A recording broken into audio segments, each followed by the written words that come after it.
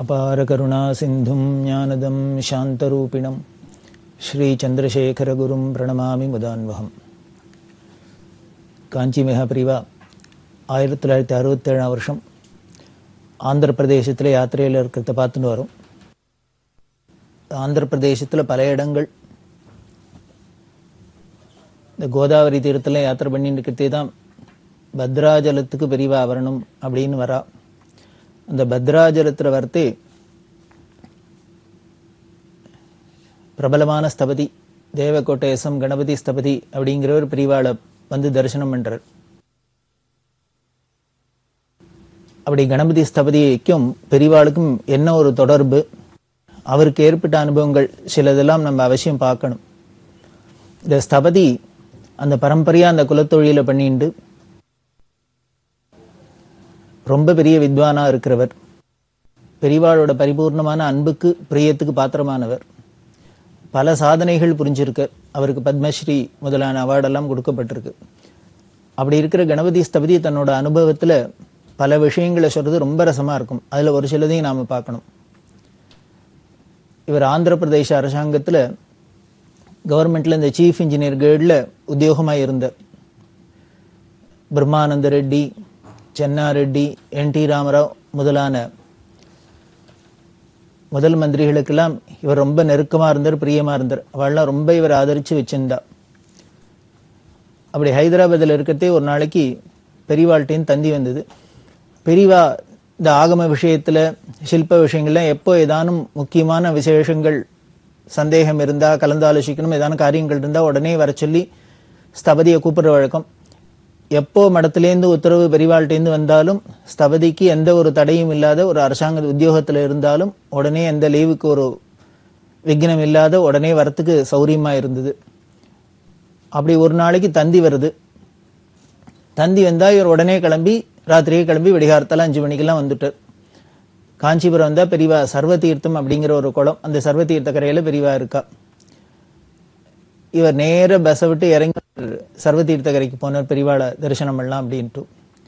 ஒத்துரும் இல்லை, ரொம்ப ஏகாந்தமா இருக்கு அந்த வெடிகார்த்தால வேளையில. பெரியவாளுக்கு கூட கைங்கரியம் என்ற ஒருத்தர் மட்டும் வெளியில நின்று இருக்கார். ஸ்தபதி வந்திருக்காரு, போய் சொன்னோன்னு கூட கைங்கரியம் என்றவர் சொன்ன, பெரியவா இப்போ ஜபத்துல இருக்கா, தபஸ்ல இருக்கா, அதனால இப்போ அவளாவே அது கலைஞ்சு வெளியில வந்தாதான் நம்ம பார்க்க முடியும், வெயிட் பண்ணுங்க விடியறதுக்குள்ள வந்துருவா அப்படின்னு சொன்னார். இவர் நின்று இருக்கிறவர் ஒரு ஆர்வம், பெரியவா உள்ளுக்குள்ள ஜபம் பண்றதே எப்படி இருக்கா என்ன பண்றா அப்படின்னு பார்க்கலான்ட்டு உள்ள எட்டி பார்த்தார். ஒன்றும் பெருசா ரூமும் எல்லாம் கிடையாது, அங்கங்க தட்டி வச்சு தடுத்து இது மாதிரி ஓலை குடிசை பர்ணசாலையா தான் இருந்தது. எட்டி பார்த்தா அவருக்கு ஒரு அபூர்வமான தரிசனம் காட்சி. என்ன அப்படின்னா, பெரியவா எந்த ஒரு சப்போர்ட்டும் இல்லாத நடுப்புற ஒத்த காலில் நின்றுண்டு ஒரு காலை தூக்கி அப்படி மடிச்சு அப்படி தொப்புள்ள நாபியில வச்சுண்டு கையை தூக்கி தலைமையில வச்சுண்டு தியானம் பண்ணிட்டு தபஸ்ல இருக்கா. வயசு என்ன பெரியவாளுக்கு? 80 வயசு. அப்படி இருக்கிறவர் ஒத்த காலில் ஒரு சப்போர்ட் இல்லாத நிற்கிறது, அதுவும் ஒரு காலை தூக்கி நாபியில தொப்புள்ள வச்சுண்டு 2 கையும் தூக்கி மேல வச்சுண்டு அஞ்சலி ஹஸ்தமா நின்று தபஸ் பண்ணிட்டு இருக்கா. இந்த காட்சி ஸ்தபதிக்கு ரொம்ப ஆச்சரியமா இருந்தது.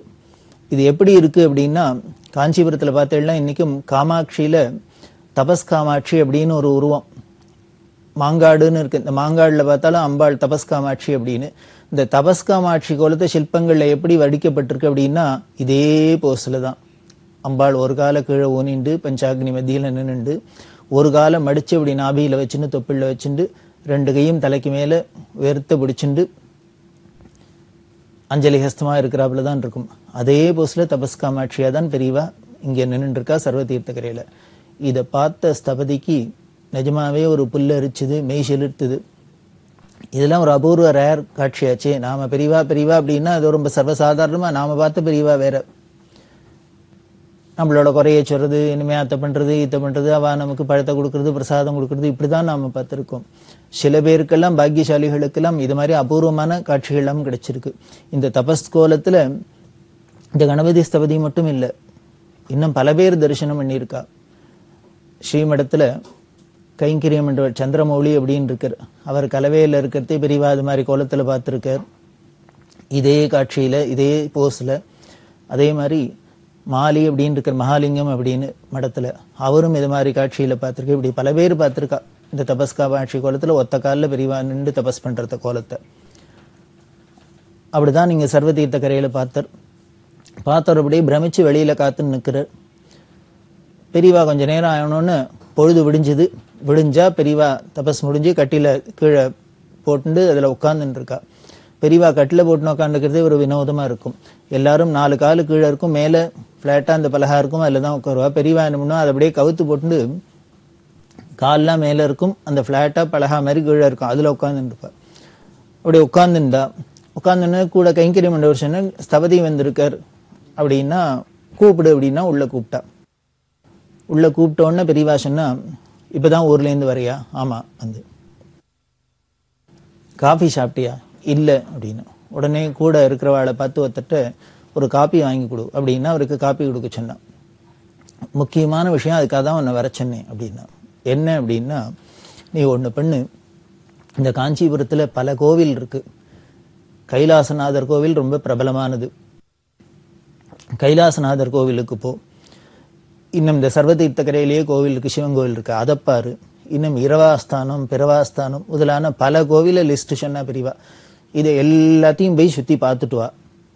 பார்த்துட்டு கடைசியில மதங்கேஸ்வரர்னு இருக்கார், அந்த மதங்கேஸ்வரை பார்த்துட்டு நேரா அதுக்கப்புறம் காமாட்சியை போய் தரிசனம் பண்ணிட்டு அதுக்கப்புறம் எங்க வா, என்ன வந்து பாரு அப்படின்னு. எதுக்கு இப்படி மெனக்கிட்டு தந்தி கொடுத்து வர சொல்லி இந்த கோவில்லாம் பார்க்கணும், ஒரு ஸ்தபதியை பார்க்க சொல்லணும்? காரணம் இல்லாத பெரியவா ஒரு காரியத்தை சொல்வாளா? ஸ்தபதி உடனே சரி பண்றேன் அப்படின்னு. இதை பண்ணணுமே, இதுக்கு இத்தனை கோவிலுக்கெல்லாம் போயிட்டுறதுக்கு ஏதான ஒரு ஏற்பாடு வேணுமே. உடனே பெரியவா என்ன பண்ணா, அங்க பக்கத்துல தரிசனத்துக்கு வந்திருக்கார் பாரத் மொட்டார்ஸ் ராமச்சந்திரையர் அப்படின்னு. அவரை பார்த்தா, அவர்கிட்ட கேட்டா, நீ கார்ல தானே வந்திருக்க? ஆமா அப்படின்னு. நான் ஸ்தபதி இந்த மாதிரி கோவிலுக்கெல்லாம் போயிட்டு சொல்லியிருக்கேன், அதனால நீ ஒண்ணு பண்ணு, உன்னோட காரை கொடுக்குறியா, அவர் அதில் போயிட்டு வரட்டும் அப்படின்னு. உடனே ராமச்சந்திரையர் சொன்னார், காரை மட்டும் கொடுக்கறதோட இல்ல, பெரியவா உத்தரவு பண்ணா நானும் போய் தரிசனம் பண்ணிட்டு வரேன், கூட வேணா போறேன் அப்படின்னு. பெரியவா முடிஞ்சதுன்னா போயிட்டு வா அப்படின்னு. உடனே இந்த கார்ல ராமச்சந்திரையர், கணபதி ஸ்தபதி, இன்னொருத்தர் எல்லாமே சேர்ந்துன்னு கோவிலுக்கெல்லாம் போறா. பெரியவா சொன்னபடியே எல்லா கோவிலுக்கும் போனா, கைலாசநாதர் கோவிலுக்கு போனா, இரவாஸ்தானம் போனா, பிறவாஸ்தானம் போனா, பல கோவிலுக்கு போனா. கார்த்தால இவா ஒரு காஃபி சாப்பிட்டதுதான். அதுக்கப்புறம் இவா இந்த யாத்திரையை ஆரம்பிச்சுட்டா. ஒவ்வொரு கோவிலுக்கா போயின்னு இருக்கா. போயிட்டு வந்தா எத்தனை நேரம் ஆச்சுன்னு, சாயந்தரம் 6 மணி வாக்குல ஆயிடுத்து. 6 மணி வாக்குல அறுத்து அஸ்தமிச்சுடுத்து. அப்போ இந்த மதங்கேஸ்வரை பார்க்கணும். மதங்கேஸ்வரை பார்த்துட்டு கடைசியா காமாட்சியை பார்த்துட்டு தங்கிட்ட வர சொல்லிதானே உத்தரவு. இந்த மதங்கேஸ்வர கோவிலுக்கு போனா அது தொல்பொருள் ஆராய்ச்சி துறையில இருக்கிற கோவில் போல இருக்கு. அது பூட்டி இருந்தது, அந்த கோவில் தரிசனம் பண்ண முடியல. அதனால நேர காமாட்சி கோவில் போய் தரிசனம் பண்ணலாம் அப்படின்ட்டு போறா. காமாட்சி கோவில் படி ஏறுறா. படி ஏறுறதே பட்டையா விபூதியை போட்டு ஒரு 10 வயசு பையன், ஜெகஜோதியா ஒரு பையன், அவர் திடீர்னு எத்தாப்புல வந்து, உங்களை பெரியவா மதங்கேஸ்வரை பார்த்துட்டு தானே காமாட்சியை பார்க்க சொல்லி உத்தரவாயிருக்கு, அதனால நேர மதங்கேஸ்வரை போய் பாருங்கோ அப்படின்னு திருப்பி வான் பண்ணாப்புல சொன்னார். இதை சொல்லிட்டு திரும்பி பார்த்தா அந்த பையனை காணும், எங்க போனார் தெரியல. கணபதி ஸ்தபதி சொல்லுவார், அன்னைக்கு அந்த குழந்தை வந்ததை பார்த்தா எங்கேருந்து அந்த பையன் வந்தார், இப்படி ஒரு ஆர்டரை பண்ணினர், ஞாபகப்படுத்தினர், திருப்பி எங்க போனார்னு தெரியாது. என்னை பொறுத்த வரைக்கும் அது ஒன்னும் ஆதிசங்கரா இருக்கணும், இல்ல பெரியவாளா இருக்கணும், இவா 2 பேருக்குள்ள யாரோ ஒருத்தர் தான் அப்படி வந்திருக்கணும் அப்படின்னு அவர் தீர்மானமா சொல்றார். இந்த குழந்தை வந்து இப்படி வான் பண்ணினோன்னு இவாளுக்கு இதுல ஏதோ ஒரு உள்நோக்கம் இருக்கு, ஈஸ்வர லீல அப்படின்ட்டு என்ன பண்ணினா திருப்பி கோவில் அம்பாள் கோவிலுக்குள்ள போல விசாரிச்சுண்டு, அப்புறம் அந்த வாட்ச்மேனை விட்டு அந்த கோவில திறக்க சொல்லி ஒரு பெட்ரோமாக்ஸ் லைட் எடுத்துட்டு இந்த மதங்கேஸ்வரை பார்த்தா அதுல ரொம்ப அபூர்வமான சிவதாண்டவங்கள்ல சிலதெல்லாம் இருக்கு, சிற்பங்கள்லாம் இருக்கு. இதெல்லாம் பார்த்து இவருக்கு ரொம்ப அதிசயமா இருந்தது. அதெல்லாம் பார்த்து இந்த மதங்கேஸ்வரம் முழுக்க பார்த்துட்டு உடனே காமாட்சியை தரிசனம் பண்ணிட்டு நேர பெரியவா இருக்கிற இடத்துக்கு சர்வதீர்த்த கரைக்கு வந்தா. ராத்திரி ஆயிடுத்து. பெரியவா வந்தா எல்லாத்தையும் பாத்தியா விசாரிச்சா, எல்லாம் ஒன்னொன்னா விசாரிச்சா. விசாரிச்சுட்டு அப்ப பெரியவா சொல்றா, இன்னைக்கு தான் பொன்னான நாள், வாழ்க்கையில ஆயுசுல பொன்னான நாள் அப்படின்னா. ஸ்தபதிக்கு புரியல, பெரியவா நம்மளை தந்தி கொடுத்து வர சொல்லியிருக்கா, தந்தி கொடுத்து வந்ததுக்கு இந்த கோவில்லாம் போய் சுத்தி பார்க்க சொன்னா, இப்ப எல்லாத்தையும் பார்த்துட்டு வந்தோன்னு பொன்னான நாள்னு பரம சந்தோஷமா இருக்கா. அப்படியே மந்தகாச முகத்தோட பெரியவா அப்படி பிரசன்னமா இருக்கிறது ஸ்தபதிக்கு ரொம்ப சந்தோஷமா இருந்தது. போராத்துக்கு பெரியவா பொன்னான நாள்னு வேற சொல்றாளேன்னு. என்ன பொன்னான நாள் அப்படின்னா, பெரியவா சொன்னா, நான் 45 வயசு வாக்குல இந்த காஞ்சி புராணத்தை படிச்சிருக்கேன். அந்த காஞ்சி புராணத்தை படிக்கிறதே இந்த காஞ்சிபுரத்தோட விசேஷங்கள்லாம் அதுல சொல்லப்பட்டது, என்னென்ன கோவில் இருக்கு, அந்த கோவிலோட பெருமை என்ன, இது எல்லாம் அதுல சொல்றது. இப்படி எல்லாத்தையும் படிச்சுன்னு வரதே ஒரு விஷயம் எனக்கு அபூர்வமா அதுல தென்பட்டுது. என்ன அப்படின்னா, இந்த சிவபக்தாள்லாம் தனுர் மாசத்துல பகவான் நாமாவை சொல்லிண்டு நாம சங்கீர்த்தனம் பண்ணிண்டு இந்த இடத்தெல்லாம் வருவா அப்படின்லாம் சொல்லுது. அதே மாதிரி சிவராத்திரியில எந்தெந்த காலங்கள்ல எந்தெந்த கோவில்லாம் தரிசனம் பண்ணுவா அப்படி இல்லாம அதெல்லாம் சொல்லப்படுறது. அப்படி ஏகாம்பரேஸ்வர தரிசனம் பண்ண வரத்தே அந்த ஏகாம்பரேஸ்வரர் கோவிலுக்கு பக்கத்துல அனந்த பத்மநாபேஸ்வரர்னு ஒரு சுவாமி அவரை தரிசனம் பண்றா அப்படின்லாம் சொல்லி இருந்தது. ஆனா இன்றைய காலகட்டத்துல பார்த்தா பல கோவில் நமக்கு தெரியறது. ஆனா அனந்த பத்மநாபேஸ்வரர் அப்படின்னு ஒரு சுவாமி இருக்கிறதா தெரியல. அது எங்க இருக்கும்னு நானும் யோஜனை பண்ணேன். 45 வயசுல படிச்சதை இப்ப சொல்றா, 50 வருஷம் கழிச்சு. யோஜனை பண்ணிட்டே இருந்தேன். அப்படி இருக்கிறதே பார்த்தா அப்புறம் எனக்கு தோணித்து, அந்த புஸ்தகத்துல சொல்லியிருக்கிற இடத்தெல்லாம் வச்சுன்னு பார்த்தா, இப்ப லிங்கப்பையர் தெரு அப்படின்னு ஒண்ணு இருக்கு ஏகாம்பரேஸ்வரர் கோவிலுக்கு பக்கத்துல. அந்த இடத்துலதான் எங்கேயோ அந்த கோவில் இருந்திருக்கணும், அந்த சுவாமி இருந்திருக்கணும் அப்படின்னு தீர்மானமா தெரிஞ்சது எனக்கு. அப்படியே யோஜனை பண்றதே ஒருத்தர் இருந்தார். அவர் பேர் மல்லிகார்ஜுன ராவ் அப்படின்னு பேரு. அவர் ஆந்திரா தேசத்தை சேர்ந்த பிராமணா, தெலுங்கு பிராமணா. அவரோட ஒரு நாளைக்கு என்ன பண்ணியிருந்தேன், நான் இந்த சர்வ தீர்த்தத்துல இது நடந்தது எப்போ 45 வருஷத்துக்கு முன்னால. அப்போ ஆயிடுத்து. இவர் புராணம் படிச்சார். இது எங்க இருக்கும்னு யோஜனை பண்ணிட்டே இருக்கா. இப்போ சர்வ தீர்த்த கரையில இருக்கிறதே என்னன்னா, யாரோ ஒரு பையன் வந்து தினம் கால வேளையில பெரியவாளை பிரதட்சணம் பண்றது, நிறைய பிரதட்சணம் பண்ணிட்டு நமஸ்காரம் பண்ணிட்டு போயிட்டே இருக்கான். இப்படி பல நாள் பண்ணிட்டு இருக்கிறது பெரியவா நோட் பண்ணிட்டா. பார்த்தா ஒரு நாளைக்கு அந்த பையனை கூப்பிட்டு கேட்டா, ஆமா நீ யாரு, எந்த வீட்டு பையன், எதுக்கு தினம் இங்க வந்து பிரதட்சணம் பண்ற, சுத்துற என்ன காரணம் அப்படின்னு. உடனே அந்த பையன் சொன்னா, எனக்கு ஹார்ட் அட்டாக் வந்துருத்து, மாரடைப்பு வந்துருத்து, ஏதோ வைத்தியம் பண்ணி இப்போ ஓரளவுக்கு பொழைச்சி வந்துட்டேன். ஆனா இது திருப்பி வராத இருக்கணும், நானுமே எனக்கு ஆயுசு வளரணும் அப்படின்னாக்க, நான் சௌக்கியமா இருக்கணும் அப்படின்னா பெரியவாளை பிரதட்சணம் பண்ணினாக்க சரியா போயிடும்னு சொன்னா எல்லாரும். அதனால நான் வந்து பெரியவாளை பிரதட்சணம் பண்றேன். எங்க அப்பா பெரியவாளை பிரதட்சணம் பண்ணு கட்டாயம் சரியா போயிடும்னு சொன்னா, அதனால நான் வந்து பண்றேன் அப்படின்னு. அப்படியா அப்படின்னா, உங்க அப்பா யாரு அப்படின்னா, உங்க அப்பா யாரு, உங்க அப்பா பேரு என்னன்னா மல்லிகார்ஜுன ராவ்னு பேரு அப்படின்னு. இந்த தெரு அப்படின்னு சொன்னா பெரியவாளுக்கு ஒரே ஆச்சரியமா போயிடுது. அப்படியா அப்படின்னா, அந்த உங்க அப்பாவை அழிச்சுன்னு நாளைக்கு இங்க அழிச்சுன்னு வா, நான் பார்க்கணும் அவரை அப்படின்னு. மறுநாளைக்கு அந்த பையன் அப்பா மல்லிகார்ஜுன ராவோட வந்து பெரியவாள்கிட்ட தரிசனம் பண்ண வரத்தையும் இந்த மல்லிகார்ஜுன ராவ் பெரியவாள்கிட்ட அழுதுன்னு வர நமஸ்காரம் பண்ணார், பிரார்த்தனை பண்ணார். அவர் சொல்ற, இந்த குழந்தைக்கு இது மாதிரி மாரடைப்பு வந்துடுத்து, ஹார்ட் ப்ராப்ளம் வந்துடுத்து, பெரியவா தான் அனுகிரகம் பண்ணி இந்த குழந்தைக்கு ஆயுசை கொடுக்கணும். அதோட இல்லை, நான் இப்போ என்னோட ஐஸ்வர்யம் எல்லாம் இப்போ எடுத்து நான் ரொம்ப ஏழ்மையில இருக்கேன். இவனுக்கு பெரிய வைத்தியம் எல்லாம் பண்ணணும்னா அதுக்கு பண்றதுக்கு என்கிட்ட சக்தியும் இல்லை. அதனால பெரியவா தான் ஒரே புகலிடம், பெரியவா தான் காப்பாற்றணும் அப்படின்னு இந்த அழுத உடனே பெரியவா கேட்டா, இப்ப கொடுக்குறியா அந்த வீட்டை, இப்ப கொடுக்குறியா அந்த இடத்த அப்படின்னா, தாராளமா கொடுக்குறேன், பெரியவா எதை வேணாலும் எடுத்துக்கணும் அப்படின்னா. இதுல என்ன காரணம் அப்படின்னா, பெரியவா சொன்னா இல்லையா, இந்த அனந்த பத்மநாபேஸ்வரர் எங்க இருக்குன்னு இவ அனுமானம் பண்ணினது இந்த லிங்கப்பையர் தெருல எந்த இடத்துல அப்படிங்கறது, இந்த வீடு மல்லிகார்ஜுன ராவ்ங்கிற வீட்டுல அந்த இடத்துலதான் எங்கேயோ இருக்கணும். காலப்போக்கில் அந்த கோவில இடிஞ்சு போயிடுத்து, பாழாயிடுத்து, அதுக்கு மேல வீடு கட்டின்னு வந்திருக்கா அப்படின்னு தெரியுது. அதனால அவர்கிட்ட கேட்டேன், முதல்ல இந்த காஞ்சி புராணம் 45 வருஷத்துக்கு முன்னால படிச்சா இல்லையா, அப்பவே இதை அனுமானம் பண்ணி அந்த மல்லிகார்ஜுன ராவை கூப்பிட்டு கேட்டிருக்கா பெரியவா, நீ அந்த வீட்டை எனக்கு கொடுத்துரு, நான் உனக்கு மடத்துல எந்த இடம் சொல்றியோ அந்த இடத்துல நான் உனக்கு மடத்து மூலியமா உனக்கு ஒரு இடம் வாங்கி தரேன் காஞ்சிபுரத்துல, நீ சௌக்கியமா இருக்கலாம், அந்த வீட்டை கொடு அப்படின்னா. அந்த சமயத்துல அந்த மல்லிகார்ஜுனாவுக்கு என்ன போராத காலமோ என்னமோ தெரியல, தரமாட்டேன் அப்படின்னு விட்டார். அப்ப தரல. இன்னொன்னு, மடத்துல தானே கேட்கிறா, அதனால நமக்கு இன்னும் கொஞ்சம் நிறைய பணம் கேட்கலாம் வாங்கிக்கலாம் அப்படின்னு நினைச்சாலும் நம்ம தொல்லை யாரானு இது மாதிரிலாம் நமக்கு சொல்லித்தரத்துக்கு இல்லை நமக்கே இது மாதிரி மனசுல விகல்பம்லாம் தோன்றது சகஜம். கலியோட இந்த குணத்தினால என்ன பண்ணும் இப்படிலாம் நமக்கு தோணும். மடத்துல தானே கொடுக்குறா, இன்னும் அம்ட்ட மட்டும் எடுத்துக்கலாமே, நிறைய வாங்கிக்கலாமே அப்படி எல்லாம் தோணும். அது பெரிய சிவசொத்தாச்சே, சந்திரமணீஸ்வர சொத்தாச்சே, அதுல எவ்வளவு ஜாகிரதையா இருக்கணும், குருவோடது சன்னியாசிகளோடது நம்ம எவ்வளவு கேர்ஃபுல்லா இருக்கணும் அப்படின்லாம் நமக்கு அப்போ பக்குவம் வராது. நமக்கு பிற்காலத்துல அது அனுபவப்பட்டாதான் பரிபக்குவப்படும். அதை போலதான் இவரும் என்ன பண்ணியிருக்கார், அப்போ தரத்துக்கு மறுத்துட்டார். இல்ல கூட அதிக விலை எதிர்பார்த்தாரோ என்னமோ தெரியல, அப்போ கொடுக்கல, அது சரியா வரல, விட்டுட்டா பெரியவா. இப்போ 35 வருஷம் 40 வருஷம் கழிச்சு இது மாதிரி ஆயிருக்கு. அவர் பிள்ளைக்கு எப்படின்னு அவருக்கும் ஸ்திதியில இறங்கி போயிடுத்து கீழே வந்துட்டார். இப்போ சொன்னார், பெரியவா எதை கேட்டாலும் அந்த இடத்துல நான் கொடுக்குறேன், எனக்கு குழந்தைக்கு உடம்பு சௌரியமாயி க்ஷேமா இருந்தா போறோம், நான் நன்னா இருந்தா போறோம், நான் அப்போ எப்பயே கொடுத்துருக்கணும், தப்பு பண்ணிட்டேன், கொடுக்கல, அதனால இப்போ பெரியவா எடுத்துக்கிட்டோம் அப்படின்னு.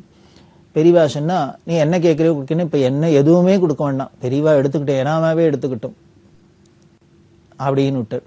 உடனே பெரியவா அந்த வீட்டுல பின்பக்கம் தோட்டத்து பக்கமா இருக்கிற இடத்த வேணும் அப்படின்னு கேட்டு வாங்கிண்டா. நேத்திக்கு தான் அந்த பையன் வந்தான், அந்த அப்பாவும் வந்தார். வந்து இந்த கதையெல்லாம் நடந்திருக்கு, இப்போ அவ அந்த இடத்த தரேன்னு சொல்லிட்டா, அதுக்காக தான் உன்னை தந்தி கொடுத்து வர சொன்னேன். நீ என்ன பண்ணு, நாளை கார்த்தால கிளம்பி போய் அந்த வீட்டுல பின்பக்கத்துல டாய்லெட் இருக்கும், கக்கூஸ் இருக்கும், அந்த கக்கூசுக்கு 10 அடியில நீ தோண்டி பாரு, அங்க என்ன கிடைக்கிறதுன்னு பார்த்துட்டு வா அப்படின்னா. அங்கதான் அந்த சுவாமி இருக்கணும், அந்த அனந்த பத்மநாபேஸ்வரர் அப்படின்னு சொன்னா பெரியவா. ஜானகி ராமையா அப்படின்னு மடத்துல கைங்கரியம் பண்றாரு, அவர்கிட்டையும் சொன்னா, நீனும் அவரு கூட போய் ஹெல்ப் பண்ணு, ஆளை அழிச்சுன்னு போங்கோ, அதுக்கு உண்டான கடப்பாரு என்னென்ன உபகரணம்லாம் வேணுமோ எல்லாத்தையும் எடுத்துன்னு போய் இங்க தோண்டி பார்த்துட்டு வா, நாளைக்கு வந்து பார்த்துட்டு வந்து என்கிட்ட சொல்லு அப்படின்னு. இன்னைக்கு அவர் கொடுத்துட்டார், அதனாலதான் பொன்னான நாள் அப்படின்னு இருக்கா. சுவாமி இப்போ பூமியிலேருந்து வெளியில தெரிய போறார், எங்க இருக்காருங்க தெரிய போறது, அதனாலதான் பொன்னான நாள்னு பெரியவா சொல்லியிருக்கா. அவ்வளவு சந்தோஷமா இருந்திருக்கா. கணபதி ஸ்தபதிக்கு ரொம்ப ஆச்சரியமா இருந்தது. ஓ, இப்படி ஒரு அபூர்வம் நடக்கிறதுக்காக தான் பெரியவா வர சொல்லியிருக்கா அப்படின்ட்டு. உடனே மறுநாளைக்கு கர்த்தால போனர், எல்லாரையும் வச்சுட்டு பெரியவா சொன்ன இடத்துல அந்த டாய்லெட்டுக்கு பக்கத்துல அடியில தோண்டி பார்த்தா 2 அடி ஒரு இடத்துல, அதுக்கு பக்கத்துல 2 அடி தோண்டினாலும் டங்குன்னு கிடப்பார மோதித்து, அதுல 1.5 அடி டயாமீட்டர்ல சிவலிங்கத்தோட மேல் பாகம் தெரிய ஆரம்பிச்சது. உடனே பக்கத்துல கொஞ்சம் தூரத்துல பார்த்தா நந்தி தெரியறது. இப்படி நந்தி தெரிஞ்சது, சிவலிங்கம் தெரிய ஆரம்பிச்சுடுத்து. அவ முழுக்க தோண்டி எடுத்துட்டா. ஸ்தபதி சொல்வார், அந்த இடம் அவ்வளவு ஒரு அசிங்கமா இருக்கு, கக்கூஸ்க்கு மேல அடியில சுவாமி இருக்கார், இந்த பக்கம் பார்த்தா செப்டிக் டேங்க், அப்படி சாக்கடை வருது, துர்நாத்தன்னா அப்படி ஒரு நாரது நின்று வேலை செய்ய முடியல, அப்படி ஒரு இடத்துல கீழே சுவாமி இப்படி பாதாளத்துல இருக்காருன்னு பார்த்தா ஆச்சரியமா இருந்தது.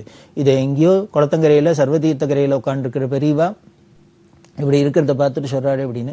இந்த சுவாமி கண்ணில் தென்பட ஆரம்பிச்ச உடனே இவாளுக்கு ஒரே சந்தோஷம். உடனே போய் பெரியவாள்கிட்ட சொன்னான், சிவலிங்கம் தெரிய ஆரம்பிச்சு கொடுத்து, தோண்டி எடுத்தாச்சு பார்த்தாச்சு அப்படின்னு அமுட்டுடுத்து அப்படின்னு. உடனே பெரியவா தண்டத்தை தூக்கிட்டு கமண்டலத்தை தூக்கின்னு கிளம்பிட்டா. இவாள்லாம் சொன்னா, இல்ல இல்ல அந்த இடம் பெரியவா வராப்பல இல்ல, ஒரே டாய்லெட்டா இருக்கு, அந்த இடம்லாம் ஒரே அசிங்கமா இருக்கு, துர்நாத்தமா இருக்கு, அதனால அதெல்லாம் நாங்க சரி பண்ணிட்டு கிளியர் பண்ணிட்டு கூப்பிடுறோம், அப்புறம் பெரியவா வந்து சுவாமி தரிசனம் பண்ணிக்கலாம் அப்படின்னா. பெரியவா உடனே என்ன சொல்லிட்டா, ஆனானப்பட்ட பரமேஸ்வரனே இத்தனை காலங்காலமா இத்தனை வருஷமா அந்த கக்கூஸ் கடியில உட்காந்து துர்நாத்தத்தை அனுபவிச்சுருக்கு, நான் வரப்படாதா என்ன, ஈஸ்வரனே இதை தாங்கின்னு இருக்கு, நான் ஏன் வரப்படாது அப்படின்னா. அது கேட்கல, நேரம் வந்துட்டா. வந்தா தன்னோட கமண்டலத்துல தீர்த்தத்தினால இந்த சுவாமிக்கு அபிஷேகத்தை பண்ணினா, வில்வத்தை போட்டா, தரிசனம் பண்ணிட்டா. பரம சந்தோஷம். உடனே ஸ்தபதிட்ட சொன்னா, இந்த இடத்துல ஒரு கோவில் கட்டணும், இந்த சுவாமிக்கு கோவில் கட்டு, இவர் தான் அனந்த பத்மநாபேஸ்வரர்னு சுவாமி, இதுதான் காஞ்சி புராணத்துல சொல்லியிருக்கிற மூர்த்தி அப்படி எல்லாம் சொல்ல. அதுக்கப்புறம் இப்ப கோவிலா கட்டப்பட்டு அதுல பெரியவா அந்த முன்னாலே கர்ப்பகிரகத்துல முன்னால அனந்த பத்மநாபேஸ்வரர் அப்படின்னா எல்லாருக்கும் அனந்த பத்மநாப சுவாமி அப்படிங்கிறது திருவனந்தபுரத்துல அனந்த சைனம் அப்படிங்கிறது எல்லாருக்கும் பிரபலமா தெரிஞ்சிருக்கும். மகாவிஷ்ணு ஆதிசேஷன் மேல படுத்துட்டு இருக்கிறது திருவனந்தபுரம் அப்படின்னு சொல்றோம். அந்த அனந்த பத்மநாப சுவாமிகிட்ட பார்த்தீங்கன்னா அந்த படத்துல பார்த்தாலும் சரி, இன்னைக்கும் திருவனந்தபுரத்துல மூலஸ்தானத்துல போய் பார்த்தா அந்த அனந்த பத்மநாபரை என்ன பண்ணிட்டு இருக்கார், படுத்துன்ற கோலத்துல இருந்தா கூட வலது கையால இப்படி ஒரு சிவலிங்கத்தை அர்ச்சனை பண்ணிட்டு இருக்கிறாப்புல இருக்கும், வில்வத்தை போட்டு பூஜை பண்றாப்புல இருக்கும். அந்த கைக்கு கீழே இன்னமும் சிவலிங்கம் அப்படியே தான் இருக்கு. இவர் பூஜை பண்ணிட்டு இருக்கார், விஷ்ணு பரமேஸ்வரனை பூஜை பண்ணிட்டு இருக்கார் அனந்த பத்மநாபர். அப்படி பூஜை பண்றாப்புல சிவலிங்கம் இருக்கு. அந்த சிவலிங்கம் என்னென்ன, அதுதான் இந்த காஞ்சியில இருக்கிற அனந்த பத்மநாபேஸ்வரர் அப்படின்னு இந்த புராணம் சொல்றது. இதைத்தான் எடுத்து சொல்லி பெரியவா இப்படி சாட்சாத் அனந்த பத்மநாபரான மகாவிஷ்ணுவே பூஜை பண்ணின சுவாமி அவர் காலத்தோட கொடுமை எப்படி இருந்திருக்காருன்னு இங்கே டாய்லெட்டுக்கு அடியில உட்கார்ந்து இருந்திருக்கார் இத்தனை நாளா. அப்படி இருந்த சுவாமிக்கு எப்படி ஒரு வடிவு காலம் எப்போ வந்ததுன்னர், பெரியவாளோட முயற்சியினால அவளோட தாபத்தினால அந்த சுவாமிக்கு ஒரு நல்ல காலம் பிறந்து இன்னைக்கு கோவில்ல நித்திய பூஜையோட இருந்துட்டு இருக்கார் அப்படின்னு நமக்கு தெரியறது. இத பண்ணணும் அப்படிங்கிறதுக்காக தான் கணபதி ஸ்தபதியை ஹைதராபாத்லேருந்து உடனேயே தந்தியை கொடுத்து இங்க வர சொன்னான் அப்படின்னு. நமக்கு ஒரு சந்தேகம் வரலாம், சில இடங்கள்ல பார்த்தாக்க இந்த காஞ்சிபுரத்துல பல சிவலிங்கங்கள், பல சுவாமிகள், பல மகான்கள் இந்த காஞ்சிபுரத்துல தபஸ் பண்ணி பூஜை பண்ணாத தேவதைகளே இல்லை, ரிஷிகளே இல்லை, ஞானிகளே இல்லை அப்படின்லாம் சொல்ற அளவுக்கு பல பேர் பல ரிஷிகள், பல தேவதைகள் எல்லாரும் பூஜை பண்ணி இருக்கா. பல சுவாமி எல்லாம் பெரியவா பிற்காலத்துல காஞ்சிபுரத்துல இருக்கிறதே பார்த்து பார்த்து கண்டுபிடிச்சு அந்த சுவாமிக்கெல்லாம் ஒரு தீபாவளிக்கு என்ன பண்ணா அத்தனை சுவாமிக்கும் எண்ணெய் தேய்ச்சி அபிஷேகம் பண்ணி சுவாமிக்கு எல்லாம் பண்ணணும். அப்படி நாமெல்லாம் பிரமாதமா தீபாவளி கொண்டாடிக்கிறோம், இந்த சுவாமி எல்லாம் ஒண்ணும் இல்லாத இருக்கனால எல்லா சுவாமிக்கும் பண்ணணும் அப்படின்னு 108 சிவலிங்கத்துக்கும் மடத்துல சந்திரானு கைங்கரியமண்டர் இவாளெல்லாம் கூப்பிட்டு பெரியவா என்ன பண்ணினா 4 பேட்சா பிரிச்சு கொடுத்து 4 வேன்ல கங்கா தீர்த்தம்லாம் கொண்டு போக சொல்லி, எண்ணெய் எல்லாம் கொண்டு போக சொல்லி, பூஜைக்கு உண்டான சாமான்கள்லாம் எடுத்துன்னு போக சொல்லி, அதுக்கு அசிஸ்டன்ட் 2 பேரை போக சொல்லி, அதுக்கு சிவாச்சாரியார் ஒருத்தர் போக சொல்லி, இத்தனை பேரையும் போக சொல்லி எல்லா சுவாமிக்கும் போய் ஒரு எண்ணெயை சேர்த்தி அபிஷேகம் பண்ணி அன்னைக்கு தீபாவளி அன்னைக்கு ஒரு பூஜையை பண்ணிட்டு வரணும், என்கிட்ட சொல்லணும் அப்படின்னு காத்துண்டா பெரியவா. இப்படி பல இடங்கள்ல அபூர்வமா எங்கேயோ கண்ணுக்கு தெரியாத இருக்கிற ஒரு இடத்தெல்லாம் ஒரு விஷயங்கள் எல்லாம் நமக்கு சொல்லி, அது மூலியமா அந்த சுவாமியோட பிரபாவத்தெல்லாம் சொல்லி, இந்திரேஸ்வரர், ஜெயந்தேஸ்வரர், இன்னும் இது மாதிரி பல அபூர்வமான மூர்த்திகள் இதோட பெருமையெல்லாம் எடுத்து சொல்லி, அதுக்கப்புறம் பிற்காலத்துல வரவாழ்ட்டெல்லாம் தன் பக்தாள்கிட்டெல்லாம் ஒவ்வொருத்தியா சொல்லி ஒரு சின்னதா கோவில் கட்டு அப்படின்னு சொல்லி அந்தந்த சுவாமிக்கெல்லாம் ஒரு ஆலயத்தையும் நிர்மாணம் பண்ணி அந்த கும்பாபிஷேகத்துக்கெல்லாம் தானே போய் கலந்துண்டு இன்னைக்கு அந்த கோவில்லாம் அந்த சுவாமி எல்லாம் நல்ல நித்திய பூஜைகளோட பிரமாதமா இருக்கிற அப்படின்னா அதுக்கு காரணம் பெரியவா. இது பெரியவாளோட தபோ சக்தியை தான் காமிக்கிறது. இந்த கோவிலுக்கெல்லாம் பூஜை பண்றதுக்கு பல ஆலயங்களுக்கு ராஜப்பா குருக்கள் அப்படின்னு இருக்க சிவாச்சாரியர் பரம்பரையை சேர்ந்தவா, அவரை பெரியவா போய் பூஜை பண்ணிட்டு சொல்லியிருக்கா. அவ வண்டியில உட்காந்து சைக்கிள்ல வச்சுன்னு கோவிலா போய் பூஜை பண்ணிட்டு அந்தந்த கோவிலை கட்டினவாளுக்கெல்லாம் அதுக்கு அவருக்கு சம்பளம் கொடுங்கலாம் சொல்லி இப்படி பல விஷயங்கள் அபூர்வங்கள் நடத்தியிருக்கா பெரியவா. இதுக்கெல்லாம் காரணமா உறுதுணையா இருந்தார் இந்த கணபதி ஸ்தபதி. அப்படி அந்த கணபதி ஸ்தபதிக்கும் இந்த பெரியவாளுக்கும் இன்னும் என்ன தொடர்பு, இன்னும் என்ன ரசமான நிகழ்ச்சிகள் அப்படிங்கறத நாம தொடர்ந்து பார்க்கலாம்.